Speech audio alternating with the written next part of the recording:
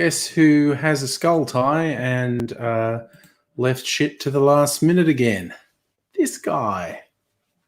What am I doing here?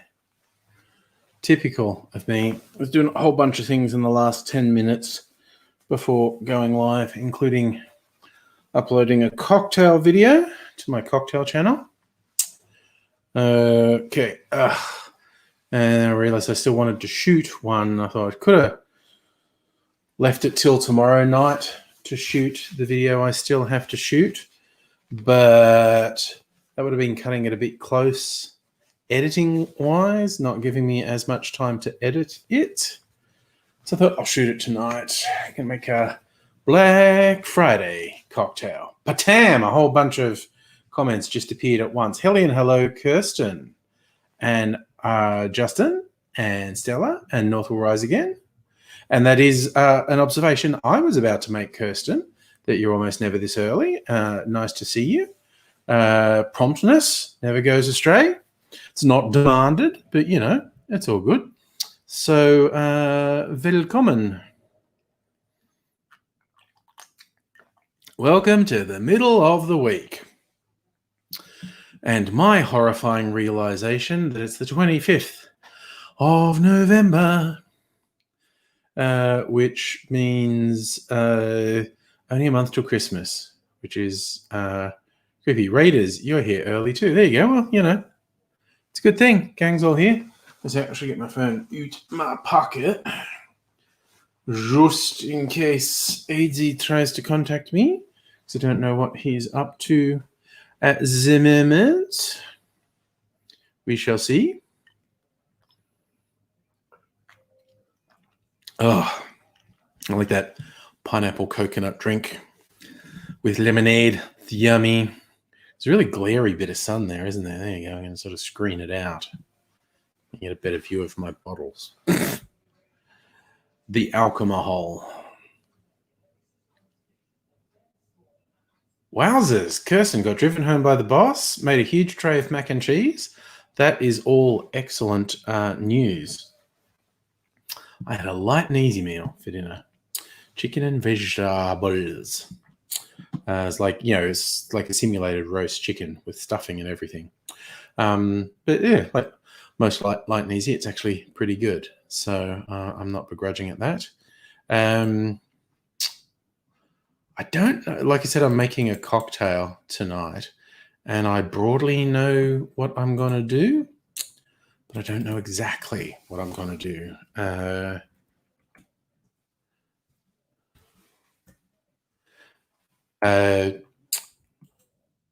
For the sake of a theme for Friday, which is Black Friday in America, I'm going to call it the Black Friday cocktail. And I think I'm going to use a dark rum. Justin, do I think driving from Canberra to Sunshine Coast, Melbourne, back to Canberra over Christmas New Year is insane? Yes, I honestly do. That's like 1,000. It's like 4,000 kilometers or something. Something stupid. Somewhere I can't even count. Somewhere between 2,000 and 4,000 kilometers. That is a recipe for losing your mind. Honestly, that much driving's a bit stressful. Dark rum cocktails. Diffords. I think I'll go with the Diffords, actually. I kind of trust them. What did Diffords say for black rum cocktails? The Belladonna daiquiri. I think I know what I'm going to do. I'm going to use a dark rum, and I got some blueberries, and I got some blackberry liqueur. And so that'll make so sort of fruity flavors that you don't normally put with rum that might be interesting, I think. A black daiquiri, a black rum Hatton, black rum with vermouth and bitters. Wow. Black rum swizzle. See, they always put like orange juice and pineapple juice or lime juice with rum. I'm thinking putting Benedictine.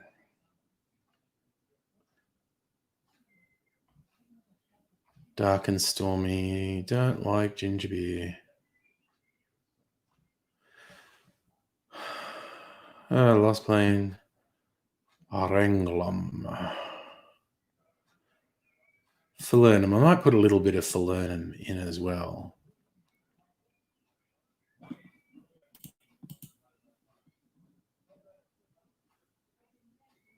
Oh, nice. Musical Aviator. Cheap Jetstar tickets to visit your mum at Christmas. That's nice. Yes, Raiders, you're right. I think even professional drivers doing those distances is dangerous. But for someone who doesn't usually drive those distances, it actually seems dangerous. You feel like you'd be very tired, which is not what you want to be doing long-haul driving. That's why the truck drivers love the amphetamines. Looking at these cocktail names, and this one is okay. Yes, it's using sherry and tequila, so they're using Espanol, and it's called Apalo Negro. But it looks like you're calling the drink the Pale Negro, which not great. Sort of dodgy AF, and it's actually what does that translate? Negro is obviously just black in Spanish. If I go to translate, detect language, Palo Negro, black stick. That's interesting. The cocktail name Palo Negro translates to black stick, but it looks like you're calling it the Pale Negro, which was dodgy AF. Okay.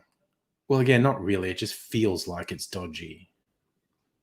It's not really dodgy, but it feels dodgy.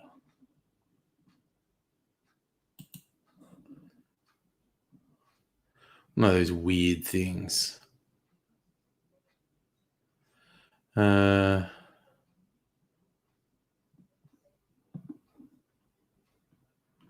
Okay.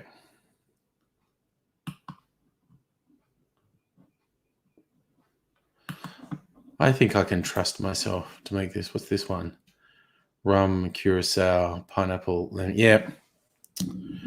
Berries are not usually paired with rum, and I might be making a mistake. Kirsten, you're doing Eden, Jindabyne, Corowa, Rutherglen, Beechworth. Can anyone tell?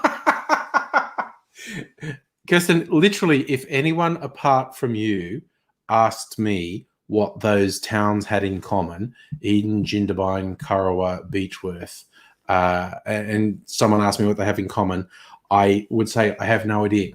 Because you asked the question, I'm going out on a limb and saying they all have distilleries.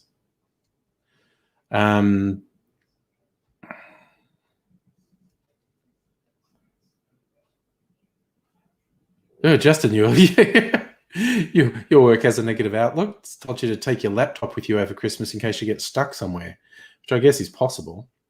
I'm having a short break just before Christmas, as in going away, and not going that far, just out past Geelong, the Bellarine Peninsula, for a couple of days, like 3-4 days.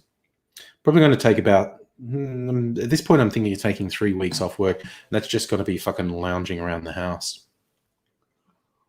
There you go, Kirsten. I knew. Like I said, anyone but you, I would not have known what the answer was. But the way you said it, I went, you're doing a distillery tour.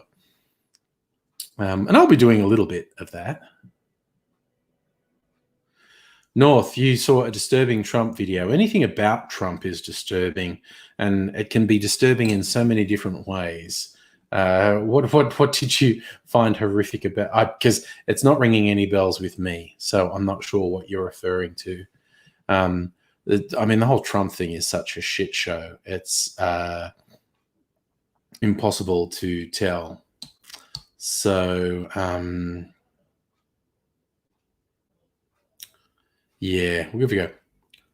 God, I'm second guessing myself with this drink. I don't know, Kirsten or anyone else, what you think of the idea of me making a cocktail with a dark rum, a blackberry liqueur, some fresh squished blueberries, just because I've got some blueberries, and I'm going to squish them because they'll help with the dark color. I should put... What should I put? Pineapple or lemon or lime? Oh yeah, there's AD. I shall email him the link. Go on, Gmail. You can do it. All right.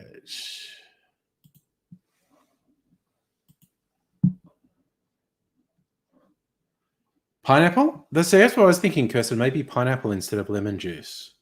Because we need that for balance. I text AZ, emailed you the link so often, I just have to type an E and it auto completes. And the Anther distillery in Geelong, that's the one you were telling me about. I will stop at the Anther distillery in Geelong and the Whiskery, which is a bit closer to where we're actually staying. And my other booze adventure will be at the Flying Brick Cider Brewery. Cidery? That sounds weird calling it a cidery. So,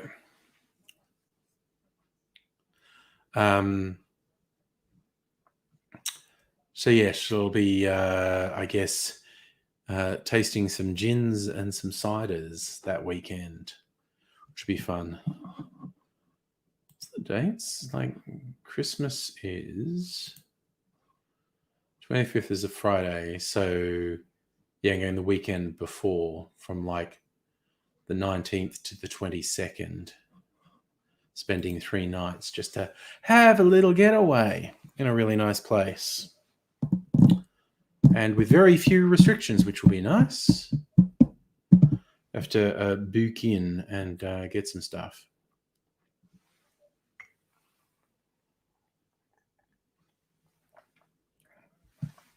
All right. So if I'm going to make my Black Friday cocktail with dark rum,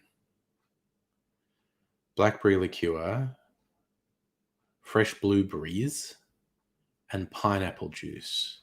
How much pineapple juice should I put in? I think I'm going to do 2 ounces rum, half an ounce of the blackberry, squish up a handful of blueberries, maybe 1 ounce or 2 ounces of pineapple juice. Maybe I should put half an ounce of falernum. Is that getting stupid with the flavors?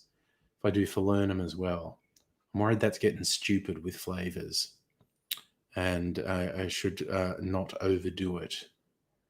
It's a quandary. What is one going to do to mix a drink? One of the big questions that need answering. Along with when's Aidsy getting here?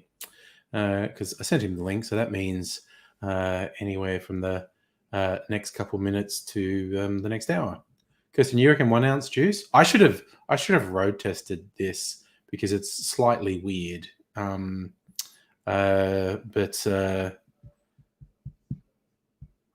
I'll wing it. I can do that. So I think 2 ounces of rum, half an ounce of blackberry liqueur, a handful of blueberries mooshed up, an ounce of pineapple juice. And that is true, Kirsten. If I taste it and it needs more, I could actually just add a bit of pineapple juice to it. I think pineapple juice, because that'll foam up a little bit, which would be nice. It'd be like a really dark drink. Should be a dark drink. And the pineapple juice, when I shake it, will give it a little bit of a foamy head, which I think will look nice.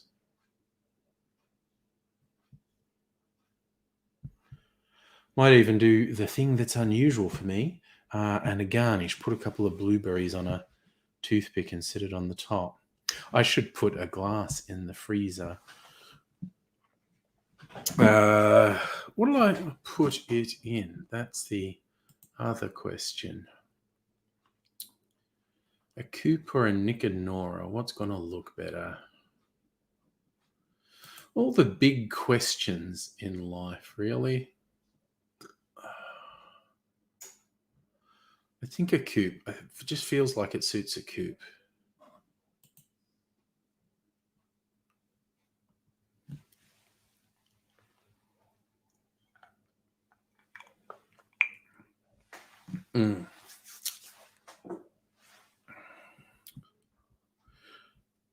Maybe I could experiment and I could try it without falernum, and unless it tastes perfect, then just for a laugh, reshake it with half an ounce of falernum, quarter of an ounce maybe. Falernum's a very strong flavour. It'd be fun if I just experiment while making the video. That seems like an idea. That's an idea I have now. Okay, I feel like that's a bit of a thing I can do. Yes. So, I have no idea when AZ is going to get here. So, I'll either wait for AZ or wait till about 8:30 to make that. So, I also, North, I don't think you. Oh, sorry. I looked back. I missed it.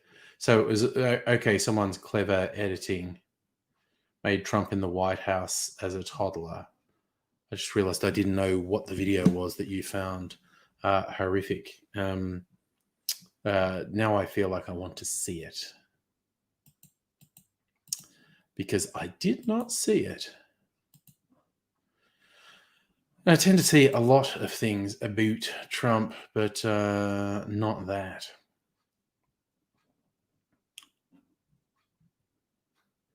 So, yes.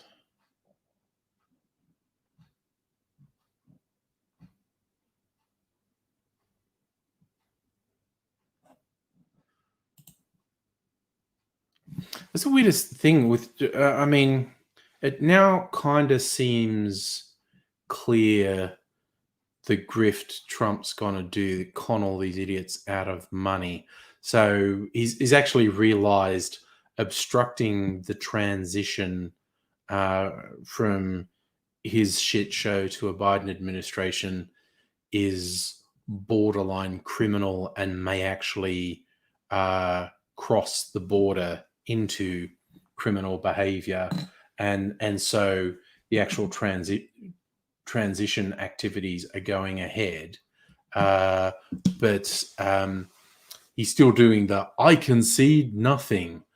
So he plans to grift these fucking morons who support him for the next 4 years, saying he's the real president, the Democrats stole it, and whipping them up into fucking stupidity and taking their money. And everyone's going like, will he run again in 4 years? I mean, okay, predicting anything's a mug's game because the world is fucking stupid and nothing makes sense. But my grand theory is no, he won't, because he didn't like being president. He liked the crowds. And if he can get the crowds without being president, he's just going to stick with the crowds. He's going to join those freaks at One America Network and I don't know, are they just a YouTube channel? I don't know. They got limited on YouTube for posting stupid COVID conspiracies and lies, which would be a bit of a knockabout for them to get demonetized. But right it's well, you say it's damaging the Georgia Senate election. What do you mean? Because I think Republicans were worried it was hurting their chances because a growing number of people were thinking this behavior of Trump's is psychotic and damaging. And, voting Democrat in the Georgia Senate elections is a chance to keep the Republicans in check. But by the same token, I don't know. He's whipping people up into such a freaky way that maybe it would make Republican voters more motivated to get out and vote. I don't know. I think anyone who thinks they know what's happening is full of shit. It's one of those sort of Zen moments where the greatest wisdom is to admit you have no idea what's going on, or no idea what the outcome is going to be. Because here are 3 results of the Georgia Senate runoffs, and none of them would surprise me. A big win for the Democrats, a very, very close contest that takes ages to finalize, or a big win for the Republicans. I wouldn't be surprised by any of those outcomes. And yes, I have cited outcomes that are the complete opposite of one another, but it's just so fucking weird, and it's so difficult to predict. I simply think literally anything could happen. Democrat landslide, Republican landslide, or something really, really close. It's just that fucking unpredictable. So if Mitch, I'm not sure how the rules work. If Mitch McConnell finally dies, do they have another election for his seat, or did the Republicans just nominate a replacement? Because he's going black like his disease is weird. And speaking of diseased and weird, it's Daisy. Hello. Hey, Bertie. You sound very strange to me, but Yeah? that's just me. Now you sound great. Yeah. No, not anymore. No. I've done something wrong. I don't know what's happening at your end. I'm pretty sure. I'm going to try again. I'm going to come out and try again. All right, you do that. Something weird's happening at your end. That's okay. All right, so, I'll try again. I'll see you in a bit. Yeah, try again. Yeah. Go for it. All right, there we go. Bonjour, SP. Justin, depends on the state. Well, Georgia. What's the rules in Georgia? Is it another No, sorry. McConnell's not from Georgia. What the fuck am I talking about? He's Kentucky, isn't he? I don't know. Somewhere southern. So if McConnell just dies, because he looks like he's very close to death, that whole thing, I never seen these pictures where his hands were black and they were blemishes, like it's some horrible thing is killing him, or some good thing. And here's AZ again. And what does it sound like now? Does it sound any better? There's AZ again. Yeah. I'm getting very odd sounds from you. Is anyone else getting any odd sounds from you, or is everyone else fine? No, nobody has mentioned any sounds. So I'm going to assume you sound pretty normal to me. And no one said we'll survive. All right. Goodo. It resolved itself, much like a penicillin boil. When you take a knife in and you just like squeeze all the gunge out, and it smells very bad. And then you get the black and purples. Yeah. Should I stop? Yeah. No. You know what you reminded me of? I keep seeing this mobile app. Like if you get one of those games or mobile apps that are free, and until you pay for it, they push a bunch of ads for other things at you. There is a like pimple popping game where you use your smartphone to burst boils and gross. You pull a face. I think it'd be right up your alley. Just spending time popping virtual boils, and you do this thing, and I mean, and they're not mucking about. Like for some reason, it's usually feet that they're doing it on. So it's like you're a podiatrist, and sometimes you're scraping rough skin, and sometimes there's actually like a maggot in the sore on someone's foot, and you've got to use tweezers to pull it out. But when they're like the these boils and you squeeze them. It's not just pop. It's and just huge amounts of green yellow pus runs out, and then blood trails out after that. So it's really gross. It's really gross. Yeah. I thought you might like it. They cut a collection out of my leg. Oof. 3 times, 3 hospitals ago. Yeah. And they put a fishtail scalpel in. Oof. That sounds dramatic. No, fishtail drain. Right. And so it cuts in and you hook it in. Yeah. And then it cuts in and then they go wooba and it cuts all your adhesions and then it drains out of its own little pipe. And they said, we'll put you out for it. I'm going, great, I've been put out. And then they only twilighted me and I was really awake for it. They said, hey, check this out, big fella. And they gave me a jar, showed me this jar full of just nuts. Just the word, yeah. And it was like purple and green and virulent yellow. And I'm going, oh, if only they could get those layers in the jelly. Yeah. And that fucking got the whole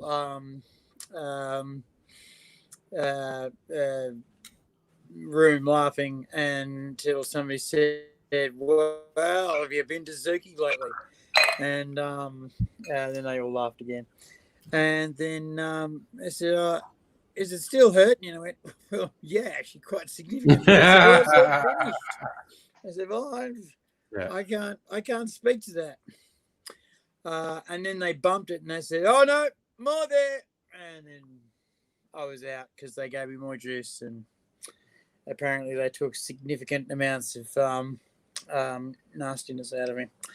I'm giving everyone a treat today. Nice. I am maintaining my my smokerette. Okay. Well, you're tinkering.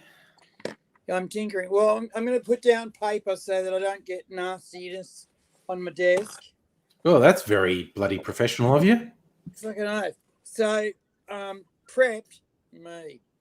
And then I'm getting paper so that I can clean up the residual goob on my machine so that it just comes apart nicely. Oh, nice. So there you go.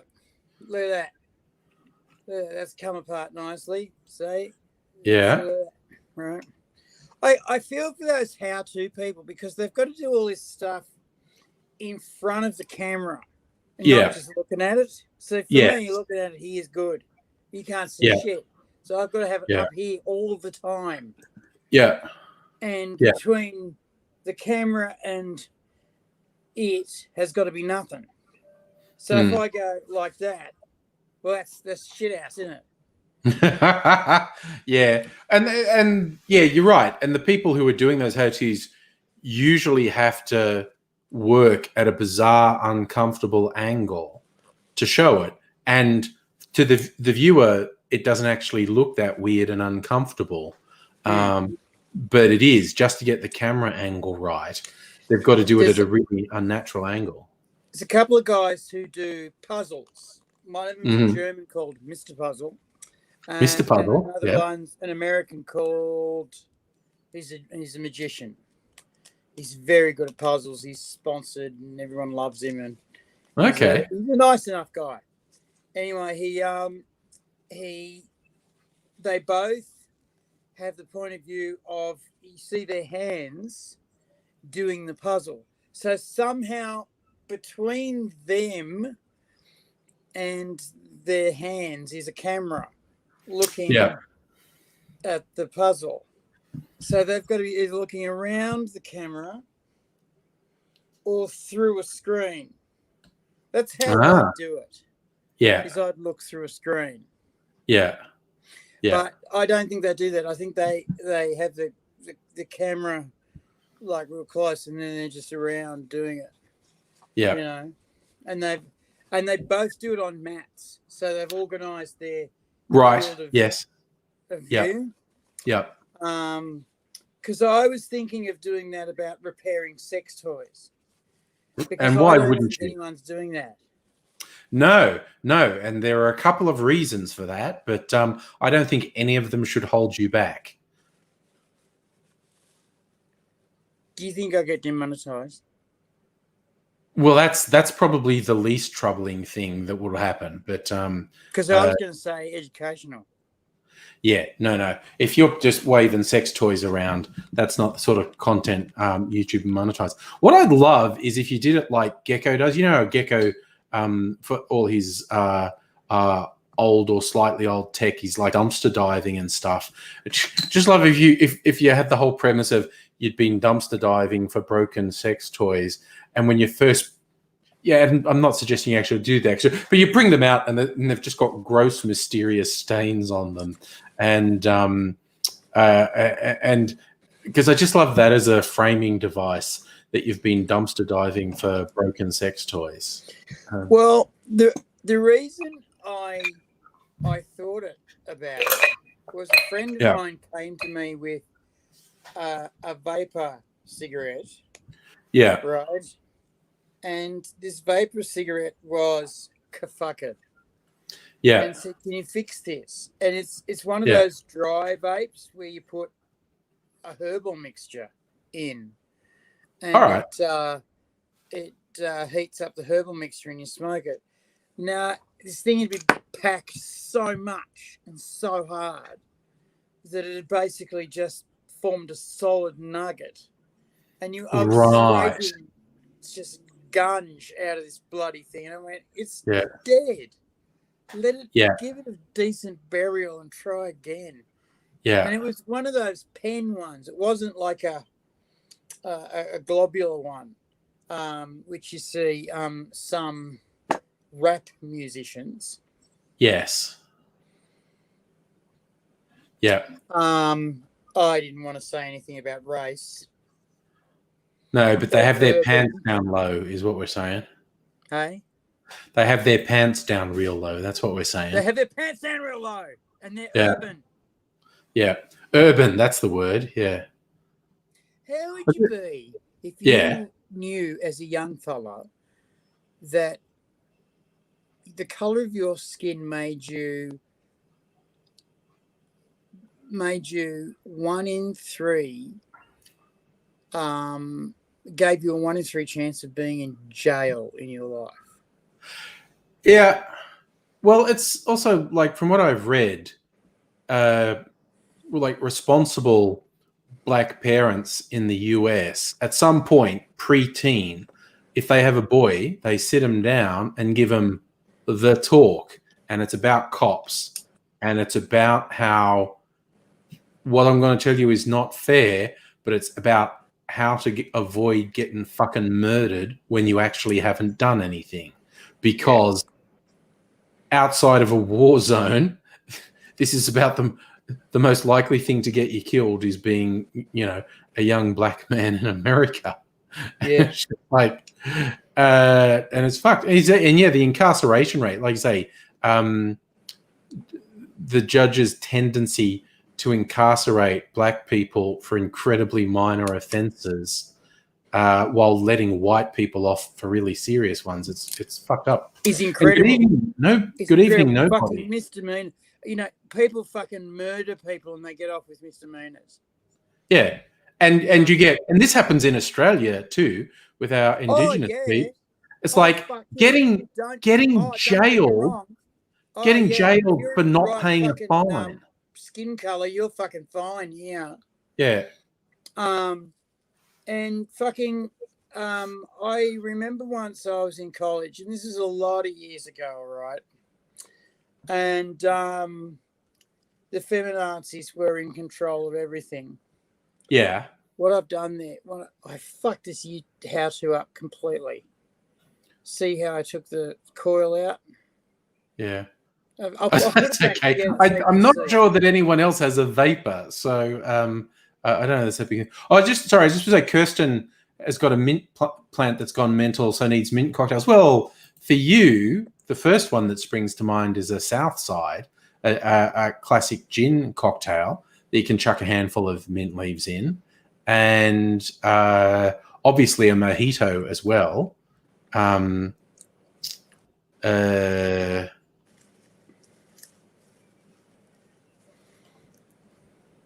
Yeah, and you can, make you can cocktail size south side, or you could make it in a tall glass with soda as well. But yeah, they're the two biggest ones. Or a julep. That's the other one. A julep. Look at the different colours between those two. There's one clean and one dirty. Yeah. The little one is dark and gritty. Dark and gritty. Well, I was sucking on it today and it was going... More effort than you wanted to put in. And I was thinking, fuck you, you've been walking a bit further lately. It's not like you're that unfit. You're unfit, but not that unfit. And I was thinking, maybe, because I had it all open, the vent all open and everything. Yeah. I thought maybe it requires a little bit of, maintenance. Yeah. And I've gone, that scares me because it means I've got to take everything apart. But I went to the guy about a month ago and said, can you show me how to do it? Because the last two times I've done it, I've been stoned. And I didn't know how to do it properly. And he showed me how to do it, and it just unscrews. I've broken two perfectly good ones. Oof. And remember, it's $100 a pop. Yeah. Just by not knowing what to do. Yeah. Now I am priming the cotton. Ooh. Very fancy. And I'm doing that to avoid air bubbles, which will burn out my coil. Without me knowing. And my electrical cigarette will stop. So, okay, you're a black fella, you're growing up, and you go, I have a 1 in 3 chance of going to jail because I'm a coon. Yeah. And in Australia, you have a 1 in 7 chance of going to jail because you're black. 1 in fucking 7. Yeah. That's fucking unbelievable. Because I knew it was bad here, but I didn't know it was that fucking bad. You're black, fucking to jail, you go, motherfucker. And I'm on my high horse now. When they're doing this big thing now in Northern Territory, where they're getting interpreters, because what's happening is they're getting these black fellas in the dock with little or zero English, right? And they're reading out a list of charges to them and evidence to them and asking them questions, and they have no fucking idea what's being said, what's going on, where they are, what's going to happen, where they're going, where their family is. They've got no clue. No one can speak to them. No one has told them fucking anything except these couple of fat white coppers with guns saying, you're fucked, you're fucked. And they understand fucked, but that's about it. And they're just going, I'm not. So now they're getting this process whereby they're getting interpreters in, and fucking there's been some very embarrassed faces because they've got these interpreters come through the jails as well, because as they're doing these cases, they're going, why did you kill Sally Richards? Oh, I didn't. It was Dave O'Parkinson did it. Yeah. Everybody knows that. Well, why are you here? Oh, because he told Chris to tell everyone it was me. Yeah. Why is that? Oh, because it's my standing in the tribe. I'm lower class, so I don't get a say. And so they went, oh, okay. So they go through and they find out, Yeah, that's what happened. And then they go, this guy also accused these other people of being in jail, of killing people. So they go into the jails and they say, did Davo kill that girl? Oh, yeah. Why are you here? Oh, because Chris fucking said that I did it. Yeah. And he's got English. I don't. Why didn't you complain? I'm a lower fucking class than him. I don't get to complain. Yeah. And they're going, we've locked up several people because this privileged fucking serial killer has done what he's wanted rampant in this community for fucking 15 years.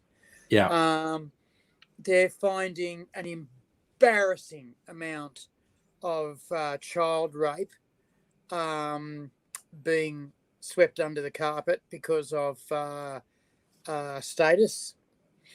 Yes, the ones who can get away with it. And there are some old grandmas who think it's perfectly normal to lose your virginity at 8 because that's about the time when the boss man comes around and does his pickings. And there's been some very red faces since this interpretive measures have come in, and they're starting to think about going, we can't do trials without a proper fucking English to language interpreter. Wouldn't that be a treat? So the person on trial actually understood what the fuck was happening. Can you fucking imagine if a Mandarin guy was on the dock without an interpreter? Can you imagine the fucking furor that would happen? Can you imagine if a fucking a European was on the dock without an interpreter? Can you imagine the fucking outrage that would pour forth, the scorn that would pour forth? But we've been doing this to our blackfellas for fucking hundreds of years. Well, is this massive ignorance? It would have been less so in the past. People would have known they weren't English speakers. But there's this massive ignorance about the degree to which people in remote communities do not speak English, or they speak their own version. They've got their own patois, their own pidgin. But if you're in a courtroom, you won't understand a fucking word that's being said. No. And you get the contempt from the coppers, the contempt from the judges. You're just being difficult, and it's just, and again, because we're talking about prison population.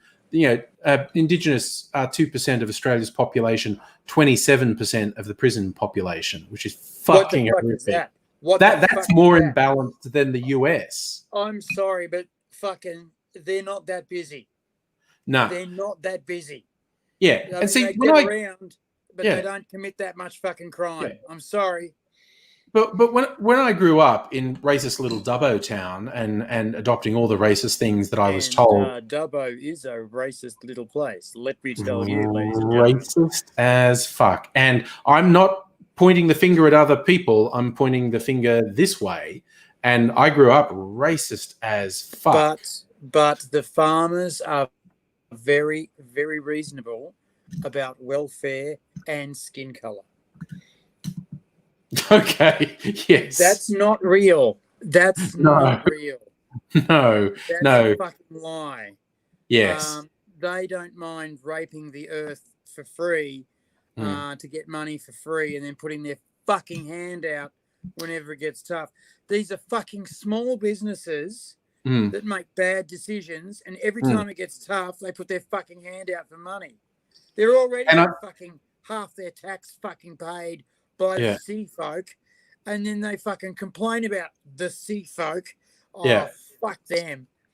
Yeah, I would not be so... Sorry? A bugbear.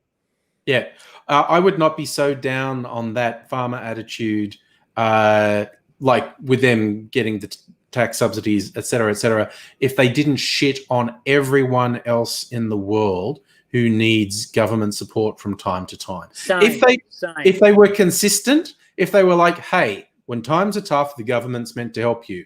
But it's like they will vocally shit all over anyone who's not them while taking that benefit. But yeah, sorry, what I was going to say. That they give to single mothers. Yeah, or people on disability. It's like if you fucking tried to be a single mother, fucking you fucking see if you can do it. Because I fucking couldn't. I'd fucking lose it straight away. Yeah. Those poor bitches have got to fucking spin 20 plates at once, and they do it. Yeah. They fucking do it. And you get these fucking farmer assholes and fucking tractor's going bust. Oh, I better get a fucking loan. It's like, no. You try and fucking handle fucking a screaming kid and getting fucking by on $20 a fucking year and see how you go, motherfucker. Yeah. Sorry, just a bugbear. What I was going to say is, growing up in a racist town and being a little racist, when you hear those statistics about incarceration, my immediate thought was, well, they shouldn't break all those laws then, because it's glossed over that an enormous chunk of those people are in prison, stuff they didn't do, incredibly minor infractions, not paying fines. The number of Indigenous people who get incarcerated for not paying fines. And I'm not talking about Alan Bond tax bills. I'm talking about $150 worth of fines getting someone in fucking prison. That's 2 years. Yes. Right? In white person town, right? $1,000 is a week in prison. Oh, and that's only if you've really pissed someone off. I mean, talk to someone who's owed the tax department. I want to do my fine in prison. Oh, right, actually choosing to. Yes. And sorry, I gotcha. I can guarantee you, after a week, almost everybody rings up their wife and says, "Bring the fucking checkbook.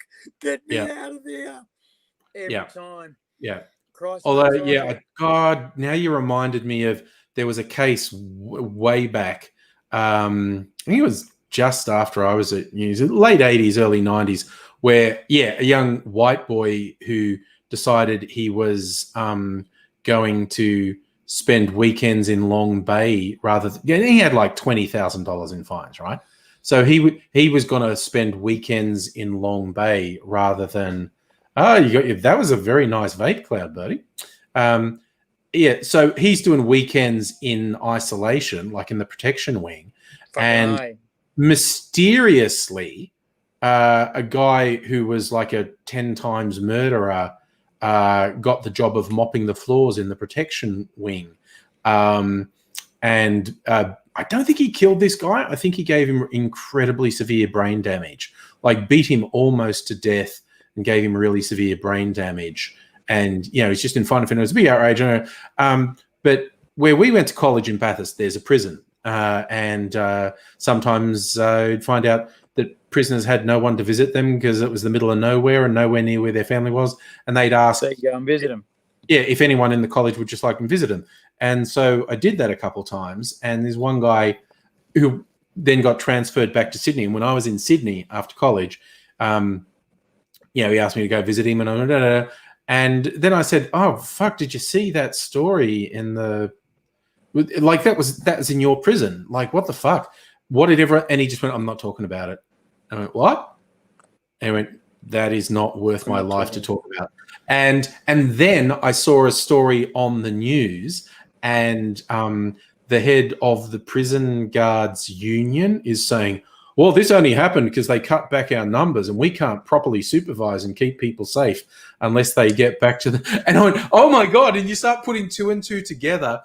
The people who were trying to make a point about safety deliberately put someone who was not safe in with the most vulnerable prisoners in the protection wing. They probably didn't want to get the guy killed. Yeah, they all but staged it to make a point, and it was just like, fucking hell. Because I've met some of the screws from up on the hill, and Jesus, they're fucking different people. There's a spectrum. There's a real spectrum in those guys. There's a real spectrum. There's some blokes up there who fucking go the extra yard to teach Johnny No Hope how to read and get his high school diploma. Yeah. So that when he fucking gets out of fucking prison, he's got something to do. And teach him how to fucking fix mobile phones, so he's got something to do when he gets out of fucking prison. Yeah. But there's guys in there who go, "Yep, gonna get me dick sucked today." Yep. Yeah. Oh no. They're not the kind of fucking human you got to be to fucking lock some other guy up. Yeah. There was a doco series on the ABC in the late 80s about Australia's prisons, interviewed a bunch of prison guards, prisoners, and some politicians, and actually interviewed this guy that I was talking about, the one I used to visit in Bathurst in Sydney. And one of the more interesting ones to me was a career guy. They call him the Crown, the epaulette for the most senior prison officers. There's a crown on the thing. Prisons call them crowns. They're like career guys. And this guy, he was 50s to 60s. Okay. He said, knowing he's mid-50s, and that's weird to say that that's old. But anyway, but he'd been a prison guard for decades, and he was very considered. And the one line he said that always stuck with me, and he said, look, okay, prison, you've got to keep him in line. He goes, but honestly, there are prisoners in here who I would trust, and they would make good prison guards. And there are prison guards here who would make very ordinary prisoners. Just like, oh, shit. Oh, and he's right. He's basically saying there's inmates that I like better than the people I have to work with. Yeah, he's right. I've met a few of these people. Like, there was one bloke I met who lived in the pub that I lived at because I was cooking there. And I found out he was a screw, and he basically was telling me that he'd moved prison to prison to prison. And I thought, okay, fair enough. You want, because I was a very innocent bloke, and I still am a very innocent guy. And I thought, you want variety in your work, because that's understandable. And then I found out later from another screw that no, if you're moving prison to prison, they're moving you around. Yes, they're shifting you because you can't stay. Yeah. And sometimes the, shall we say, boss prisoners request meetings with the warden to say, look, so-and-so has to move on. It's not working out. And it's going to continue to get more and more heated and unpleasant until this individual moves on. Yeah. And you just go, and that's the nice way of putting it. And because if they fucking go a warden like a screw, that's locked down for fucking 3 weeks. That's that's hell to pay. That's a riot. It's very bad. No one wins out of that. But there's been prison guards killed, vendetta style. There's been families intimidated, vendetta style. Oh, yeah. Because, and one of the things that people don't fucking understand is prison doesn't stop at the wall. Yeah. It goes beyond. There are large networks of criminal organisations that exist outside those walls to keep everyone in line. And when we say everyone, we mean fucking everyone. It's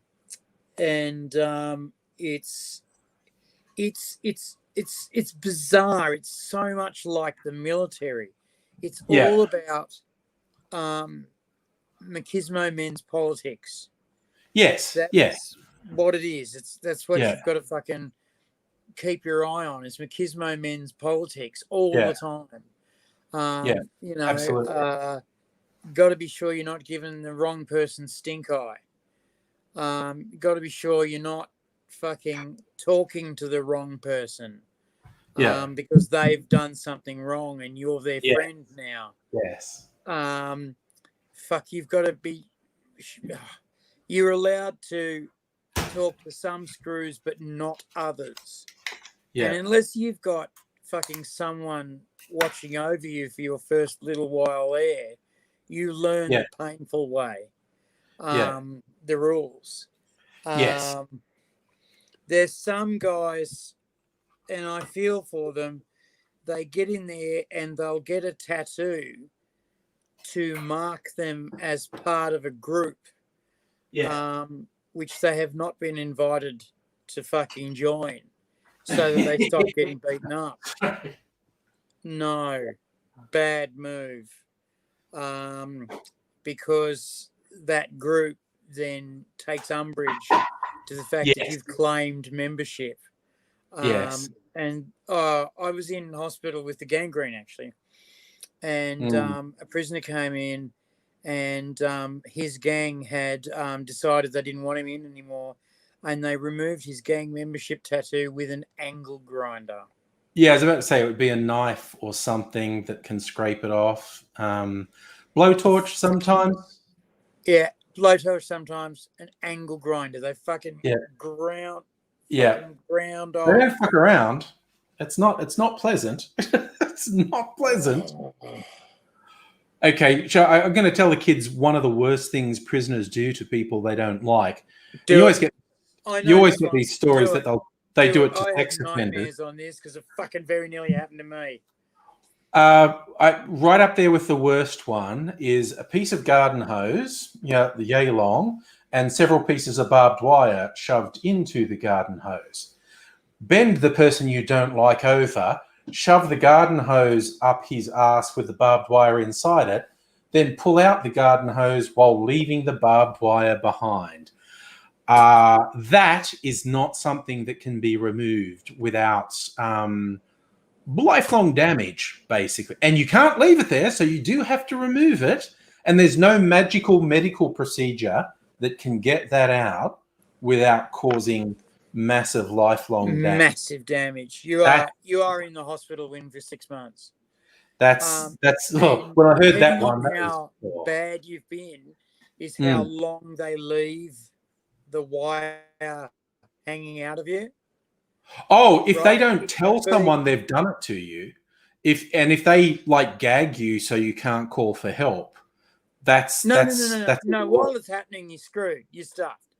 But depending on how bad you've been, they leave maybe 20 centimeters. Oh no, I see what you mean. Hanging out of you. Yeah. Right.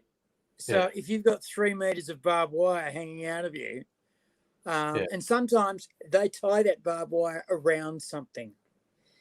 Yeah. So until you get found, you're just there. I was about to say, did all you viewers know you were going to get these absolute nightmare horror stories? I didn't know we were going to talk about this. It's just sometimes the conversation goes to those places. God. It fucking nearly happened to me in high school. Oh, Abigail, you just stumbled into our gross prison stories talk. Yeah, that very nearly happened to me in high school. Oh, dear. Very nearly happened to me in high school. Oh. It was very frightening. Yeah. It was very frightening. I did urinate myself. I have no... Well, that would have been scary. That would have been scary. But I did bite someone to the point where I was about to bite his jugular out, and they stopped. That showed that you weren't happy. And I was a bit physical. Yeah. I was fucking terrified. And thank Christ the cavalry came around the corner at the right moment. Because I was gone. Money. Yeah. So I'm going to make a cocktail. Do you want me to turn the microphone off or leave it yo-yo? You can talk along with me and make fun of me or whatever. Well, if you're going to make a cocktail, do you want to bring some others in, or would you like to have some friends help you with a cocktail? Because I'm up for either. I've got to very quickly leave the camera for a couple of seconds. All right, you do that. In a moment. Well, I'll do an Angry Bunch invitation then, given that's your suggestion. So anyone who wants to join this ragtag bunch, maybe elevate the topic of conversation beyond the horrors that we've taken it to. That is the link. So I'm just doing my hair. My hair is getting. It's definitely at this. I don't fucking know what to do with it length. I tried actually blow drying it after the shower the other day, and it went all boofy, like it was very 70s. It's all. Oh, okay. Just realized something happened over there. That's all good though.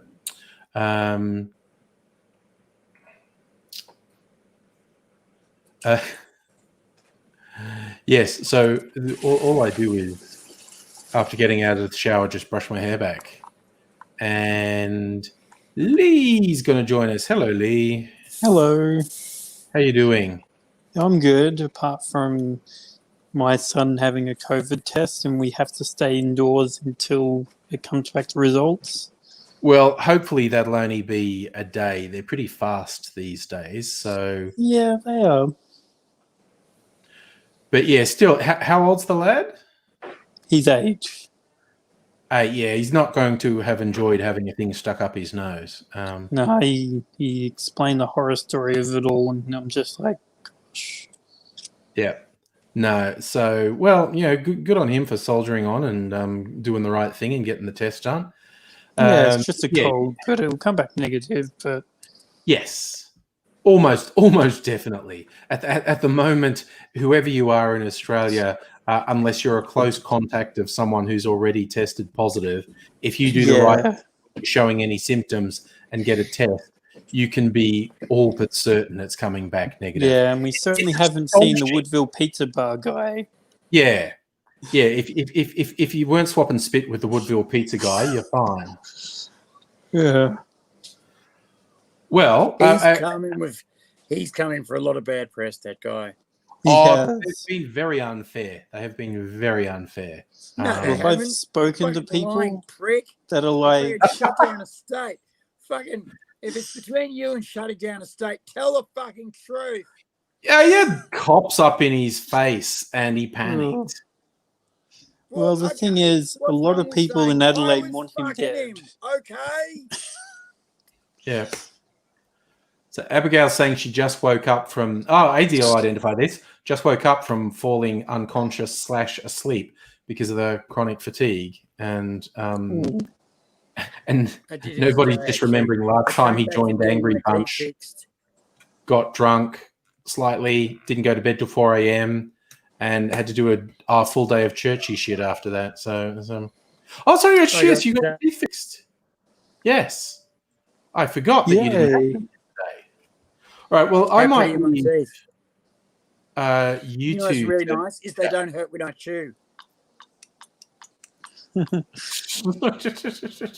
Because what was happening was the bottom ones were cutting my my gums, and the top ones, because they were broken, were cutting my top gum. And I was eating, nom, nom, nom, high, and then bleeding. Yeah, that's horrid. You're the kind of individual that like that. No. Nobody is going to join us. Here we go. All right, I'm going to leave it's you chaps to talk amongst yourselves for a bit, and I'm going to do this thing, and I'll switch my microphone off. See you, buddy. We won't say nasty things about you. I bet. We won't. What a fucking cock. Oh. Okay. Is he out? Cool. Hey, nobody, how are you, man? I'm not too bad. Tell you what, last Friday night was interesting. Right, my system is having difficulty hearing you, so if you just keep talking, eventually it'll all right, let me adjust my gain. Is that better? There you go. That was better? No, it wasn't you. It was really my system. Oh, okay. What happens is when people come on, they sound fluttery, and they go, and I think, they are part of the alien fucking advanced forces come to probe me in the baton. Basically, nobody, if the aliens came and probed you in the baton, would you be, okay, that's just the way it's got to be, or would you be, I've been violated, this is not the way to shake hands interstellarly?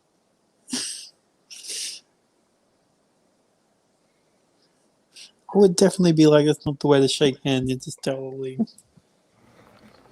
Lee, I think you and I both know that you're into a bit of bottom probe. Don't try and fucking get out of it now, mate. Nobody, you still with us, brother? I think he is. Nobody looks like he's having a lot of trouble. Sorry, a little distracted. Hang on, I'm going to put these headphones on. It's hot as fucking shit here, but if I turn I'm concerned that if I turn my volume up louder, that my mic will start to pick things up. So I'm just going to plug these rusty old headphones in. You've got very sexy looking headphones. Would you like to see my headphones? These are the headphones that I wear when I'm listening to the interwebs, like manga and stuff. They're like Bluetooth, so I can wander around and make a cup of coffee and go to the toilet and stuff. And these are the headphones that I wear when I'm out in the street. You can tell by the way I use my walk, I'm a woman's man, no time for talk. Ha ha ha ha ha, staying alive. Lee knows all about this. Yeah. Sure he does. And basically what I need, because... Oh, crap. Oh. He's paused. Uh-oh. Oh, dear. Lagorific.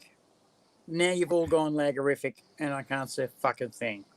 That sucks so bad, because you've just frozen on us, Aidsy. Are you back now, finally? We can hear you, No, but your clearly picture not. is still... We've got to fucking slowly get everyone back into fucking view. Uh-oh. Oops.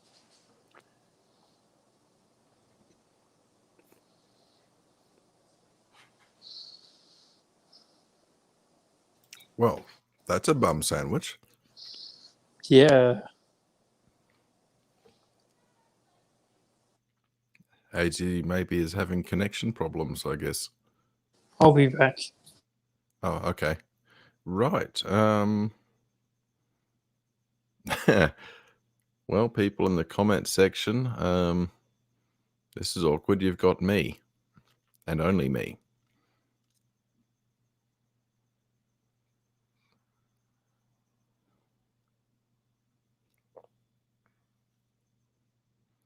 Oh, Lee's back. Yeah, all good.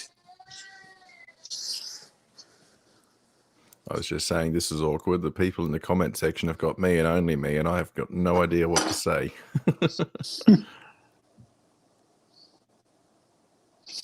Oh, yeah, I remember watching Abigail, a yes. We'd been video relying on on Hazy to carry it. on the dark web, and was this group of Russians, and then they were saying in Russian, "We come in peace," and then they whisper, "Shoot to kill." I'm thinking, oh my goodness, I don't want to watch this anymore. Yeah.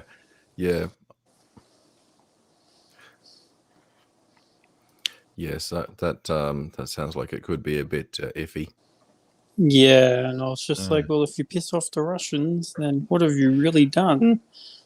Yeah, the Russians would be a pretty formidable opponent. Yeah. Yes. This time I'm not drinking tonight. I don't really drink anymore. What's this?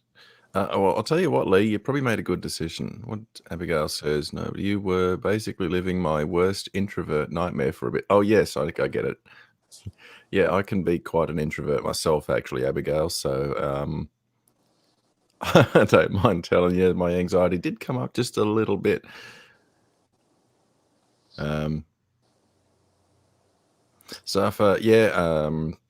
I remember being on P plates and being completely banned from anything to do with alcohol if I intended to get anywhere near a car. I was fortunate because I didn't bother to get my license until I was in my 20s. I went straight to the green one, so the probationary thing didn't last as long. Oh, that was something.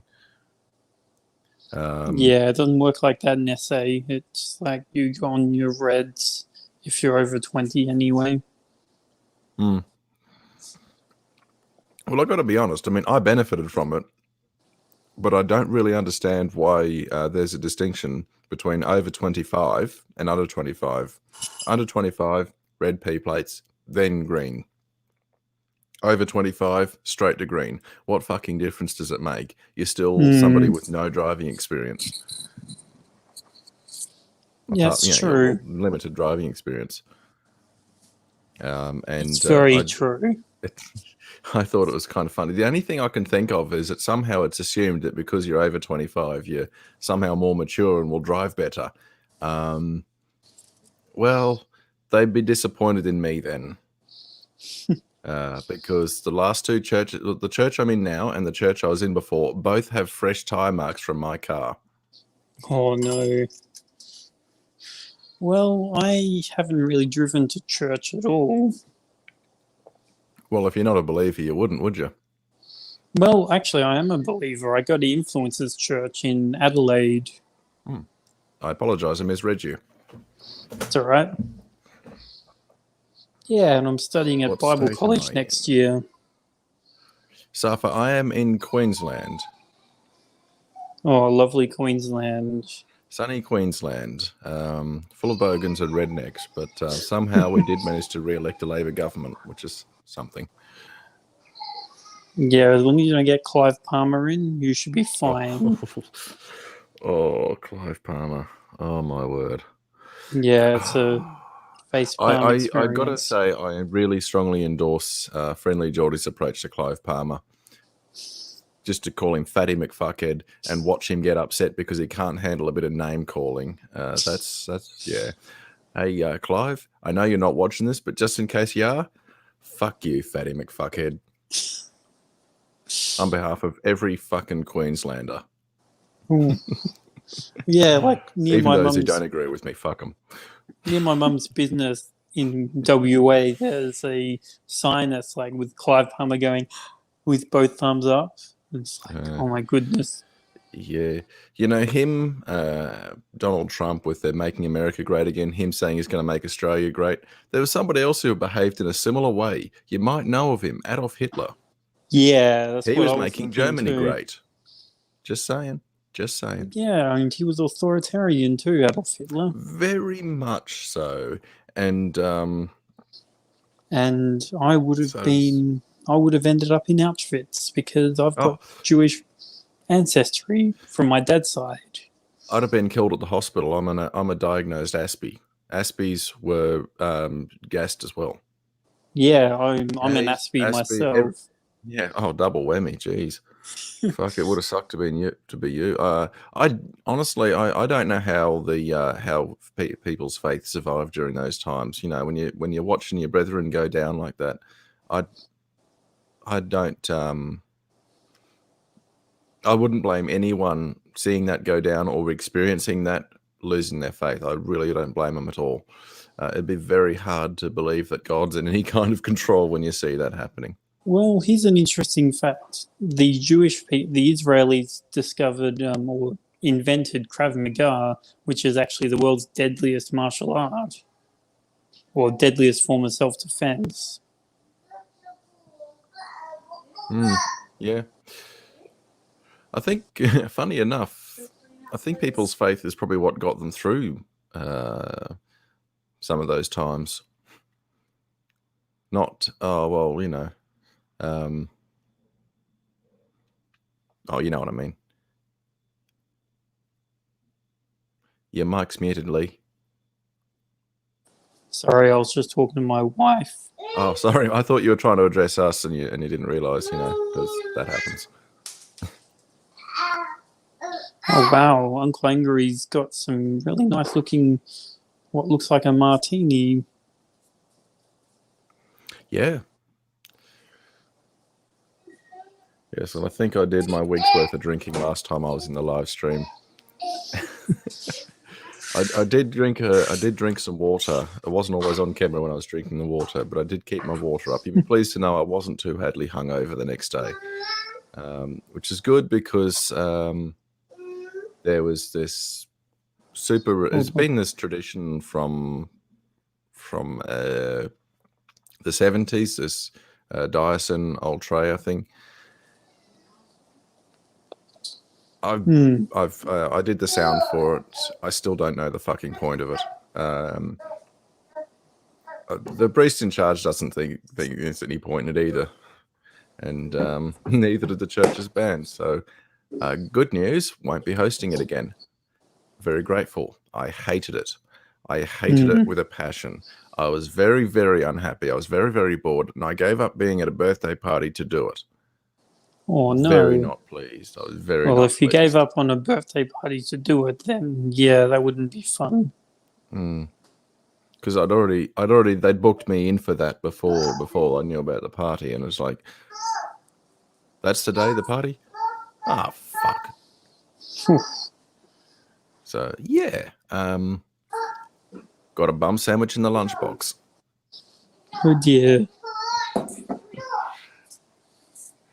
By the way, some of the phrases that I coined, the priest is very amused by. I've corrupted the Anglican priest with references to bum sandwiches, and I've pinched a bit from the British. Some of the British describe things that aren't any good as being pats, and I've pinched that because I think it's I find it amusing, and it's a very good way of describing something that's shit without actually swearing. So, yes, that Saturday was pants. By the way, are any Brits in the live stream? Anyone watching from England? Anyone who uses that expression? I'm just curious.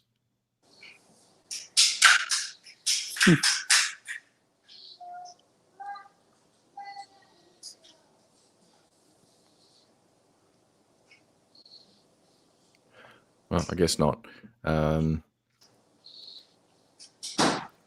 And I'm just for the benefit of anyone supporting Clive Palmer who was actually somehow still watching, I'm going to read Stella's remark, and also on behalf of every Wazzy, fuck you, Palmer. I should have read that sooner, but I didn't see it because I wasn't paying attention. Yeah, we're in good company. None of us like Palmer. Yeah, he's like trying to sue Western Australia for not opening their borders. Oh yes, yes. So it's for good reason they're not opening their borders. Yeah. Sure, it means I don't get to see my mother in person, but I'm okay with that. There's one or two people who attend the more traditional evening service at my church, because the morning service is quite a contemporary, more modern sort of thing. The evening service has got some of the more conservative crowd, and some of them were whinging a bit about the border closures. And I said, well, yeah, it's very inconvenient, but so is a pandemic killing your family members. It's a good point. Oh, I don't get to go to the funeral. Yeah,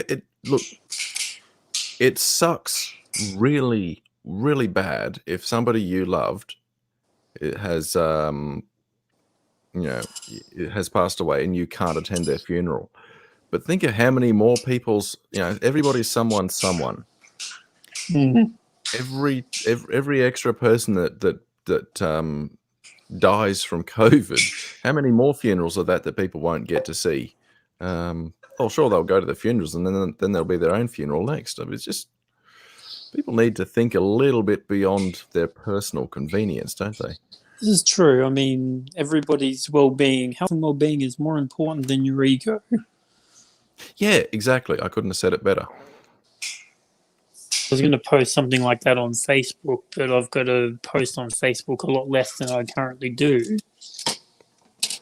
That's all right. You're probably doing my share of posting. I don't even have a Facebook account.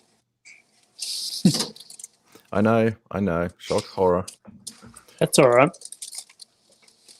One of my friends, who happens to be a billionaire in Quebec, has deleted his Facebook because he's had enough of the drama. That's pretty much my attitude to Facebook. I just I looked at the bullshit. There's people, you get not only funerals, but if you die of COVID, you die alone in hospital with no... Yeah, exactly, Stella, exactly. People dying of COVID in a hospital alone with no one to comfort them. So if we maybe we should think about that when we're thinking about our convenience or lack thereof.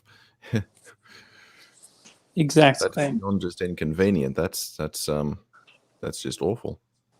Yeah, it's like just try thinking, even if just for your own sake, really. Yeah. Stella, enjoy changing the tire. That sounds exciting. It's already long gone dark here. It's 23 minutes past 8 o'clock at night. Well, I'm 53 minutes past 8 o'clock. I feel like I should be waiting for a higher offer to come after that. And someone will be like, oh, it's dropped out, you silly boy. I got welcome kicked back, out, Aidsy. and I was bloody not able to say anything. So I let everyone else speak. It's a plot. Because I was fucking... The whole fucking StreamYard said, oops, something's gone wrong. Try again. And I did. Rest and assured, went, Aidsy. fuck you. Because you Rest wear your assured, red Aidsy, I'd shirt let you and back look in if too I pretty. And besides, fucking nobody's much smarter than you. And That's fair. That's a Lee fair was talking about his billionaire mate in Quebec. Lee, your billionaire mate in Quebec. Why hasn't he bought me a house or a car? He doesn't know you. Question.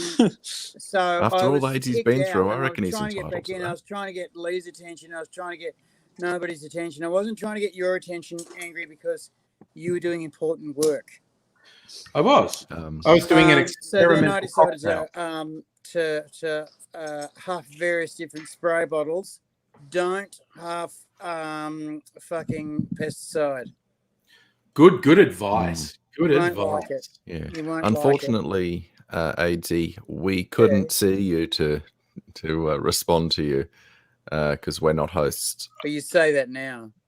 Yeah, Say that now. yeah. That's his Please cover believe story. me, my friend. Yeah, I would have let no, you in you're if I right, could yeah. have. You saw me waving around and go, yeah, fuck him. He's the Daisy. Fuck him. He's Aidsy. motor mouth fucking Aidsy. diarrhea head anyway. Aidsy, I would never do such a thing as. I've got mates in Quebec who are billionaires. Why the fuck am I talking to Aidsy? Fucking fuck him. Let him be on his own. I'll talk to nobody and watch Angry be a bit suave. Making a cocktail. What cocktail were you making, Angry? I made one up for Black Friday. See how dark it is. It's more purple than black, but so it was dark rum, black currant liqueur, some mooshed up blueberries, some fresh blueberries that I muddled, and lemon juice. And I tasted that, and it was good. I was worried it'd be too sweet, but the lemon juice was very good, making it tart. Yeah. And I held off adding this stuff, the Velvet Falernum, which is like a rum liqueur, rum that's had spices and fruit stuff added to it. But then I added a teeny bit of that, and it's better. It's better with that. Beautiful. So it was a fine experiment. Put a jigger. Did you put a jigger of the Falernum in? I used a jigger to put a quarter of an ounce in. Yes. A jigger is actually my jigger is actually 3 ounces, which is a lot. That's a lot.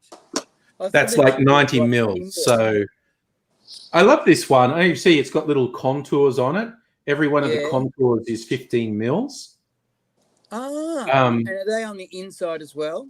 Yeah, you can see them on the inside as well. It's because actual contours. I don't know how many fucking measuring devices I've had that have got the measure on the outside, like they're metal. Measure on the outside, on the inside you can't see shit, and you go, why? It defeats the purpose. What am I supposed to do?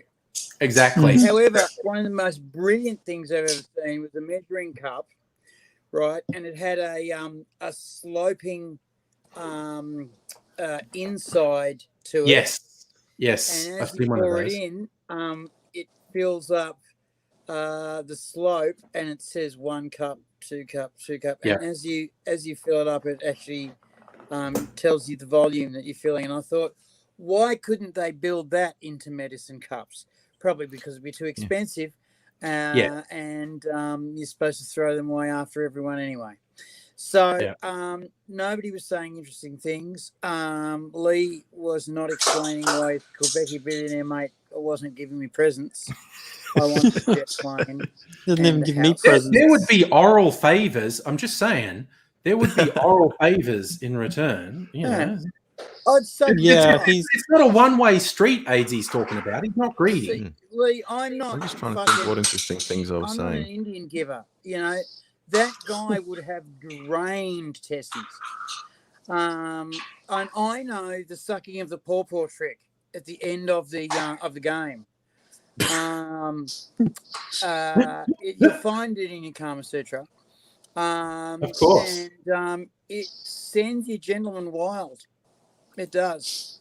So if I can get onto him, say, if you want an experience rather than just material goods, which is what AZ wants, if I can get onto some of that pork smoking, and you'll find not only that your sexuality is in question, that you change your mind about a few things, Lee.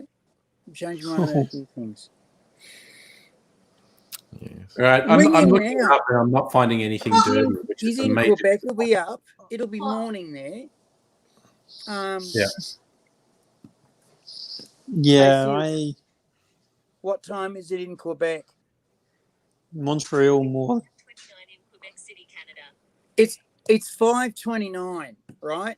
So he's just getting up. He's a billionaire. He's fucking getting up. He'll be getting up early. Run. Give him a call. Call him up now and say, look, how'd you like a cock smoked for the price of a plane, a house, and a car? Yeah, that's how good is that deal? That is a good deal. That is a good deal. We don't see you reaching for your phone, Lee. My phone is on me. I think he's concerned that it would disrupt his access to the live stream. No, it wouldn't, because we'd see it. We'd see you talking to your Quebec friend. Dial the number. Yeah, I'm actually on my phone now. So, you look, the little thing down the bottom, you press up, and then you go to phone, and then you go to contacts, and then you go to Quebec billionaire mate, who's going to cock smoke AZ, and then you hit that, and you go talk, and then we get an interrupted stream, but we'd hear your side of the conversation, and he'd go, fuck yes. Even better, he can put it on speaker. 3 times voted sexiest man of the year. I would fucking be I'd be up to my nuts and guts. I would practice with toys if he needed such pleasurements. Boss of the house dedication there would help me. I'm absolutely positive boss of the house would go, yeah, you're doing it. You're doing it. You're fucking doing it. But what if he wants, I don't care if he wants to fist you. We'll practice. Okay, bend over, breathe in. You've laid bigger turds than this.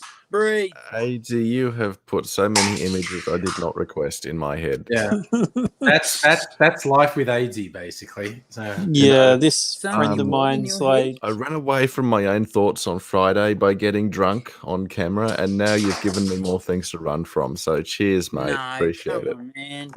There's nothing to run from.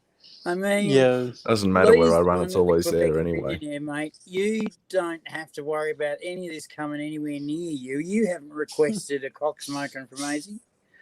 No, that's true. That's true. I've got a plane. Nor will I be. I mean, if I was going to request some from a guy, rest assured, AZ, I'm sure it would be you. But it's just not how I roll. No, I know it's not how you roll. I'm saying it doesn't have to be how you roll. It's see, nobody. I can see I'm not going to win this discussion. Personally. Lee's not taking it personally enough. Somewhere in between, there's a happy middle ground. Mate, fucking, I've got a bloke who cares about others. He thinks about the consequences of his actions for others. Hence, he thinks about making your blue balls lovely and pink, almost red in their work. I'll tell you this, it feels like there's a little bit of abrasion going on there, but a gentle sort of. Trust me, mate. There's no Yeah. abrasion.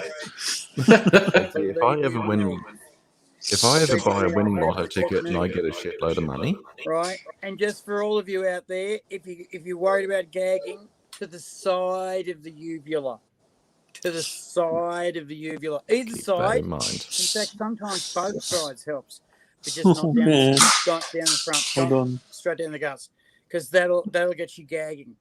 You'll go graggle, and no one wants that. I reckon there's a lot of people who'd benefit from that advice you just gave. Yeah, it's good advice. So they Good should. advice. Very sound advice. Very sound. AZ, rest assured that if I get a hold of a winning lotto ticket that gives me an obscene amount of money, I will buy you a house and a car for free. You don't want the other. I'm a Christian, my friend. Therefore, I He's will just going to give it to you. He's just going to give it to you. So please, Jesus, don't give me the other. Yeah. No, I'm not a homophobic Christian because I actually believe that the use of the Bible to condemn homosexuality is an abuse of Scripture. Oh, yes, and so does the priest from my church. Twice before, from other people. Yes. Nice, but I didn't think I'd hear it very much more. I have actually heard that. Yes, that there is well, you may have also heard Scripture. Tell me, nobody. Do you think that the abundance doctrine that has swept prosperity gospel, that also is an abuse of Scripture? Is that has I nothing agree. to do with Jesus? No, they're all going straight to hell. Prosperity gospel is pure nonsense, and the priest of my church is on my side about that too. I take a lot of inspiration from the Reverend. He is. You may or may not be aware of an organization called Equal Voices. I'm on their mailing list. I attend their meetings. I even rings a bell, but I'm not. I even seconded the motion to bring in their last chairperson. So, Equal Voices is a Christian organization that is dedicated to stronger representation and acceptance and affirmation of LGBT Christians and pretty much LGBT people in general. Well, I would give a house to you and I would give a car to you because there's a piece of scripture, and you'd be familiar with this. If you have 2 cloaks and your brother has none, then give one to your brother. Yes, I'm familiar with that scripture. I have felt the same way a lot in my life. I have said to people, how many yachts can you safely drive at once? Do you put one foot on each? If I were a wealthy man, I would feel compelled to share it with the less fortunate. Well, I would too. I mean, there's too. a point to where you don't think you have to be a Christian house, which would be for great. that. That's just being a good human being. I know my perfect dream house. I know that I want a penthouse in the city, 3 floors of it. 3 one floors. Floor is going to be a studio, TV, sound and TV studio. Of course. And offices for boss of the house and for AZ. The other floor is going to be living and entertaining, and the top floor is going to be bedding, sleeping, and looting. So effectively, you could have people hanging out while you're crashed upstairs, or you could be working downstairs at 4 o'clock in the morning while other members of the house were crashed out upstairs. Yeah. And I'm in a very special position. I can talk about all sorts of things I would do in the event that will never happen for me. And that is that I would dearly love to have an organization that benefited the community. I would employ people who were not employable. Right. The organization would have to somehow be made profitable. I'd need a lot of brains on board because there's no way this dumbass could come up with it. Before you go on, nobody, remember this: the Friends of the Western Buddhist Order. Friends of the Western Buddhist Order. They're Buddhists, and because they are Western, they don't beg for their money like British do around the world, because it's not considered culturally appropriate. So what they do is they run profitable businesses that are ploughed back into the order so they can live without worrying about money.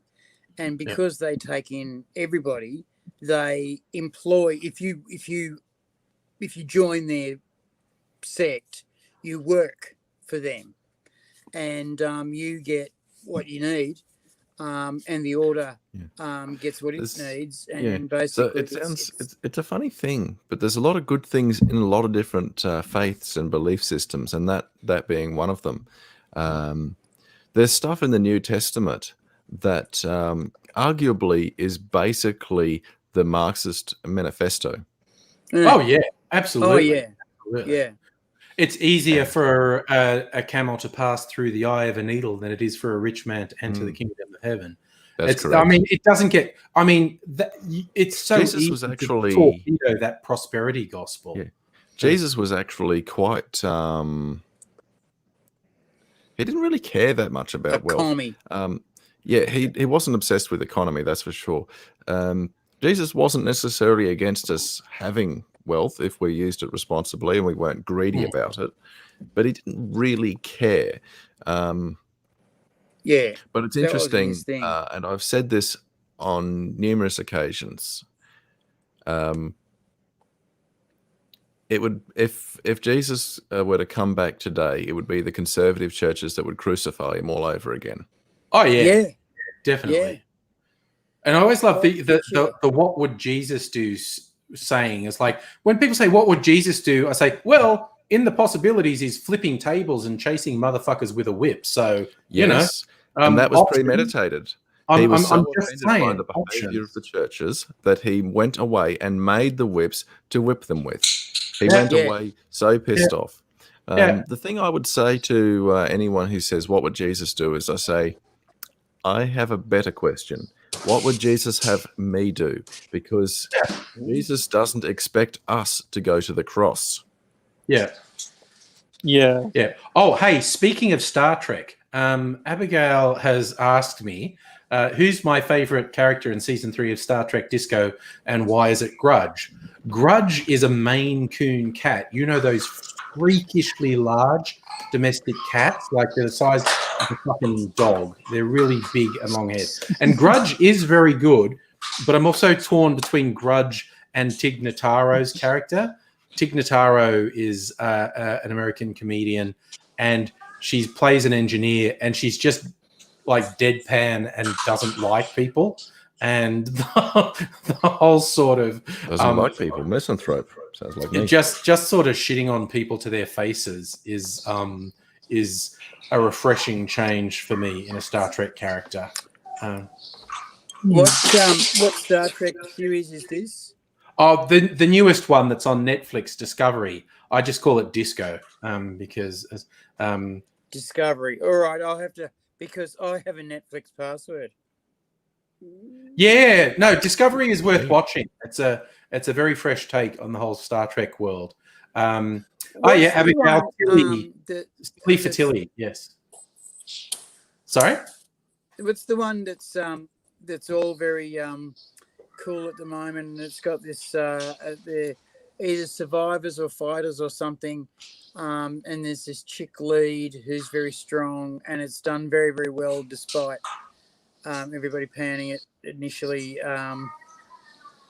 Don't know. That's a very general description. It's not ringing any bells with me. Yeah, it's a Netflix original, and it's it was huge. Apparently, there's lots of good things. I saw a thing speaking about the various services. Disney Plus. I saw a report today that said The Mandalorian, the Star Wars TV series, as getting 4 times the view of anything else on Disney Plus. Wow. Like, not even close. It's The Mandalorian, and that's the entire Disney back catalog. It's the entire Star Wars back catalog. It's the entire Marvel back catalog. It's National Geographic. It's thousands of hours of stuff, and the Mandalorian is just whipping everything. So wow. I heard it was pretty good. I heard that they'd done a pretty good job of it. It's a spaghetti western in space. It's fucking great. It is great. really good. Well, it's the man with no name in space. That's how he described it as. Yeah. Cowboys and Indians in space. Yeah, and, the Mando. He's the man with no name, but in space, and he's got his code, and he just roams from town to town having adventures, and they're only half-hour episodes too, so they're really punchy. They pack a whole bunch of stuff. Wow. To a half-hour. He's the lone Mandalorian.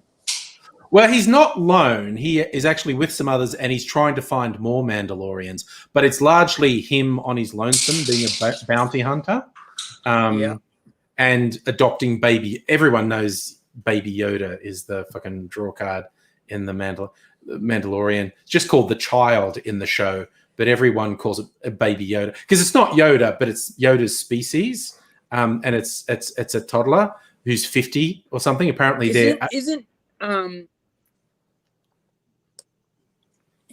Isn't Yoda? Isn't the Mandalorian like a long way after? It's after Star Wars, but before the sequel ones. So the Empire is collapsing, but we're already getting signs of the diehards who are basically forming the basis of the New Order, so the Empire. All right, I've got to go. See you, Lee. Thanks for joining us, Lee. Whilst talking I with you, jump up on especially the when tree we're the only ones whilst there. my bandmates paint a piano and then we just draw it afterwards, as in Strawberry Fields Forever. Fun. Peace and love. See you guys. Peace and love, my friend. Peace and love. Call your Quebecy mate for me. All right, Abigail says the Mandalorian's name is Din Djarin. By your optimism. Yeah. Well, you've got to go. You've got to try. Oh, I nearly dropped out again. Yeah, you froze on me. I can hear you. Frozen, but we can hear you. Or we used to be able to hear you. I think you've gone now. We've just got. Well, honestly, that is. You might be back. Are you back? I don't know. You're getting like one frame every 5 seconds. And the freeze we had. Is there a way of lowering the resolution on AD's end, or just if the I have screen no was idea lower, that maybe would help. his internet at his end. At least the freeze was self-regulate. Yeah, the freeze was mildly less embarrassing than the Friday night freeze, and it wasn't actually frozen. It just he didn't move for an hour or two. Oh, poor AD. Just after telling us he wasn't tired, it was like kadoosh. But anyway, I was just in the process of telling AD how much we valued him, and he fell asleep on us. Yeah, it was pretty impressive. And hi, Annette. Very impressive. So you're moving, AD, but you're not saying anything. Well, okay. Oh, okay, back. Friday was special. And it was special. You were.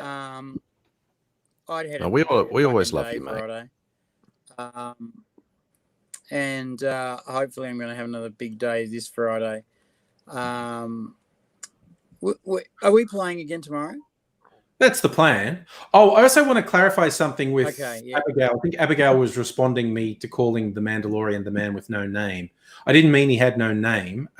That's Clint Eastwood's character in the old spaghetti westerns. He doesn't have a name. It was just the drifter who came into town and saw that justice was done, but is the man with no name. So I didn't literally mean the Mandalorian didn't have a name. I just meant it's a spaghetti western in space. Like the High Plains drifter. Yeah, yeah. Some of his characters had... No, I'm pretty sure the guy in The Good, the Bad, and the Ugly didn't have a name. I could be wrong. No, he didn't have a name. No. I think that was the man with no name. The Good, the Bad, and the Ugly. But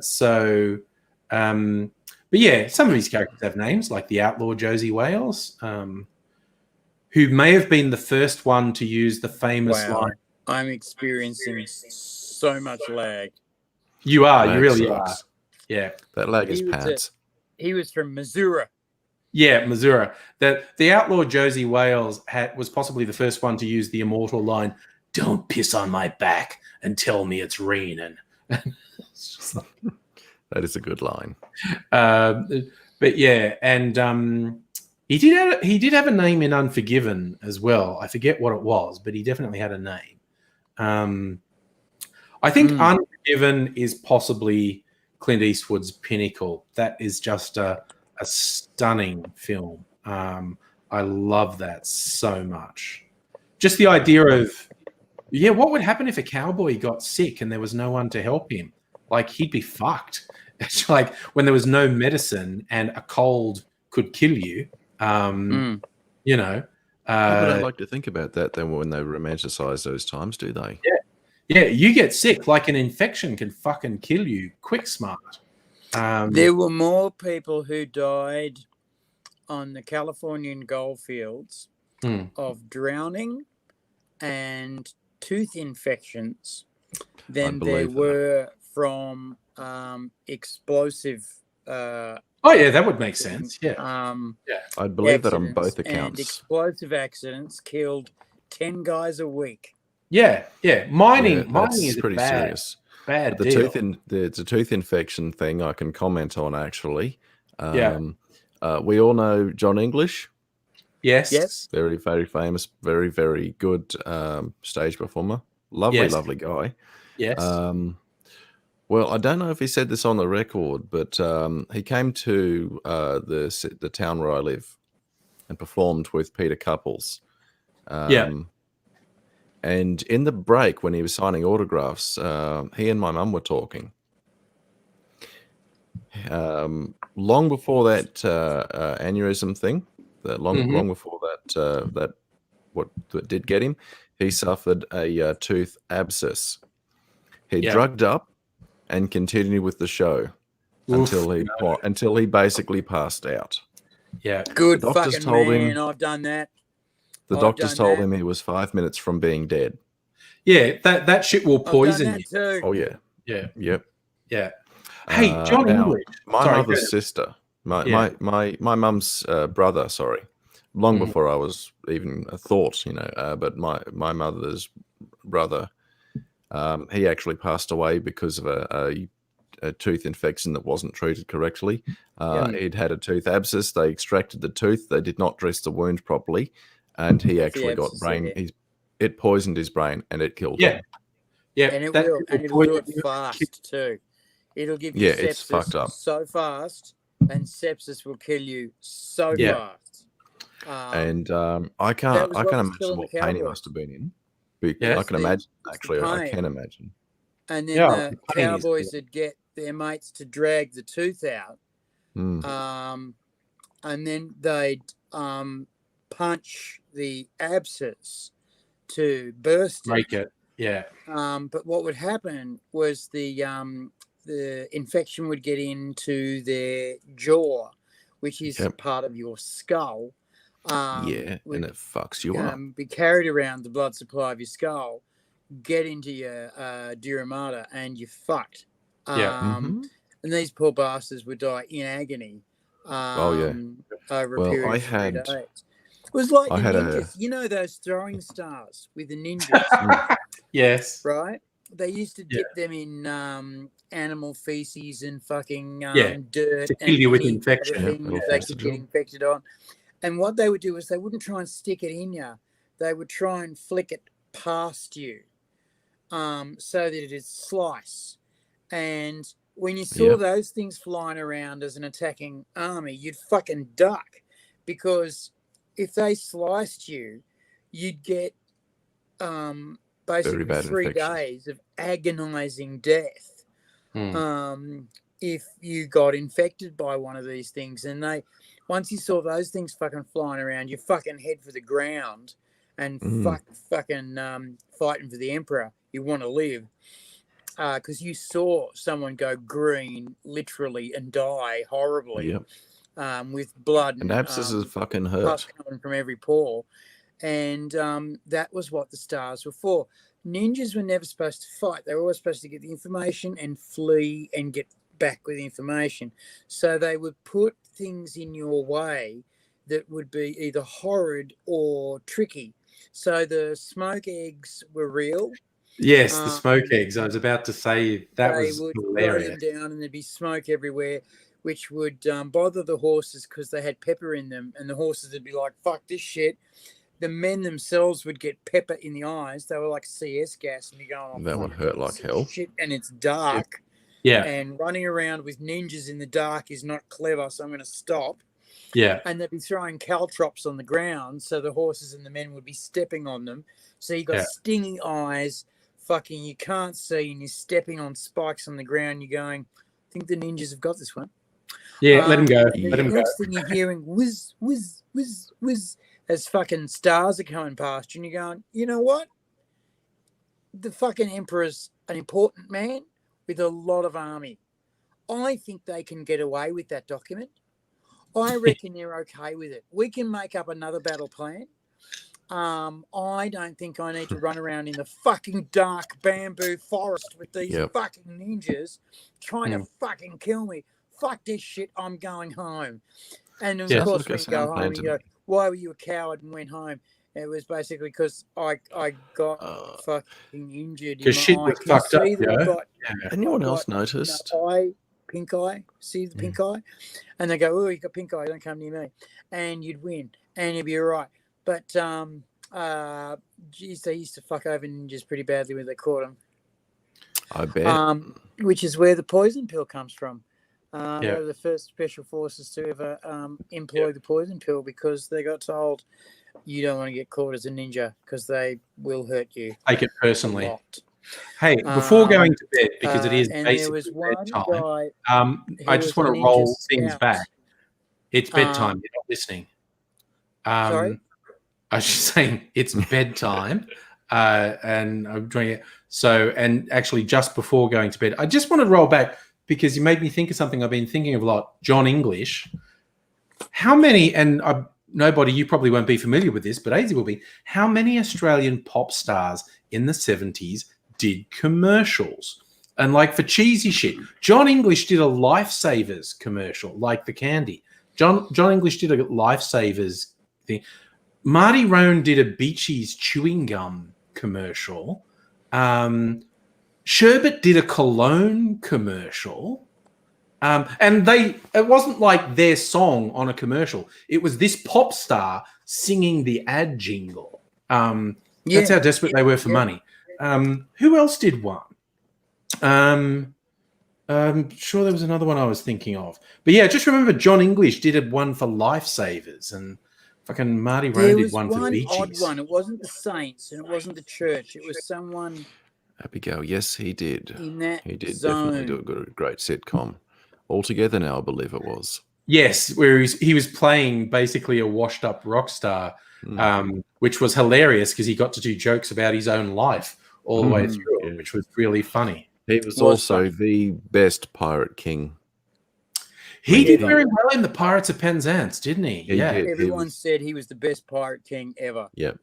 Everyone said it. They said John English is pirate king. Okay. Yep. And then he did it, and everyone went, "Yep."